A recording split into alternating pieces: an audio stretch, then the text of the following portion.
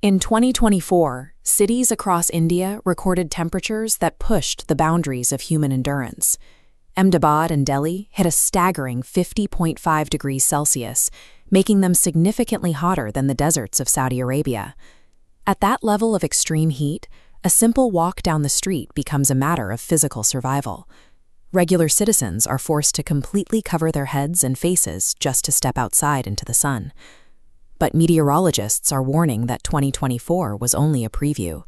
Forecast models indicate a Super El Niño is forming for 2026, projected to be the most intense weather event of its kind in 140 years. To understand the stakes, we have to look back to 1877. A similar El Niño event struck that year, devastating crop yields and triggering a massive famine across the Indian subcontinent that killed millions. This chart lays out the stark mathematical reality we face today. Because of climate change, our global baseline temperature is already 1.4 degrees higher. When the 2026 Super El Niño arrives, it will stack an extra 1.5 degrees directly on top of that. While the Super El Niño creates the atmospheric pressure, the way we have paved our modern cities determines exactly how much of that heat we trap against our skin. This image displays sea surface temperatures, showing exactly what an El Niño is at a molecular level. You can see a massive, unnatural warming anomaly spreading rapidly across the central and eastern Pacific Ocean. Normally, strong trade winds push warm surface water toward Asia, but during El Niño, those winds weaken. The warm water sloshes backward, which completely scrambles global weather patterns and pulls the life-saving monsoon rains away from India. Without those rains, crops wither in the fields. Over half of India's agriculture and the livelihoods of millions of farmers depend entirely on a monsoon season that El Niño threatens to erase. While the oceans steal the water, the atmosphere traps the heat. This is known as a heat dome. A massive, high-pressure weather system settles over the country, acting exactly like the sealed lid of a pressure cooker. It stops hot air from rising, compressing and forcing it back to the surface. The geography of the subcontinent seals the trap. The towering Himalayan mountain range in the north creates an impenetrable physical wall, making it impossible for that stagnant, boiling air to vent away. The warming Pacific Ocean and the sheer rock of the Himalayas create the conditions for extreme heat.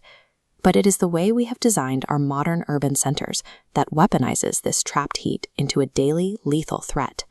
As cities expand, they systematically bulldoze their natural cooling systems. To build wider roads and new metro lines, municipalities are cutting down mature, century-old trees that once provided vital shade and moisture. In their place, we pour endless square kilometers of concrete and asphalt. These dense materials absorb immense amounts of solar radiation throughout the entire day. When the sun goes down, that stored heat slowly radiates back out into the streets. The city never actually cools off. Because the human body is deprived of a cool environment to recover overnight, the risk of fatal heat stroke skyrockets. Add to this the architectural trend of dropping sheer glass skyscrapers right into tropical climates. In a 45-degree environment, these glass facades act like giant magnifying glasses, bouncing concentrated, blinding heat directly down onto the pedestrians below. This urban oven has severe financial consequences. Because nearly 75% of India's workforce performs physical labor outdoors or in uncooled environments, heat exhaustion drains productivity, costing the national economy roughly $194 billion in 2024 alone.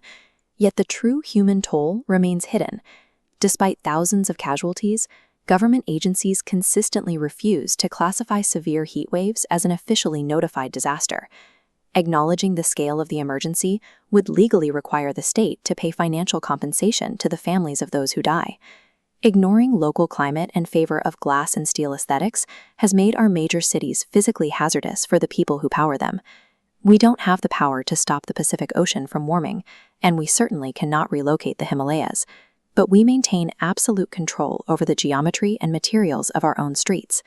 High-density tropical cities like Singapore have already proven what works.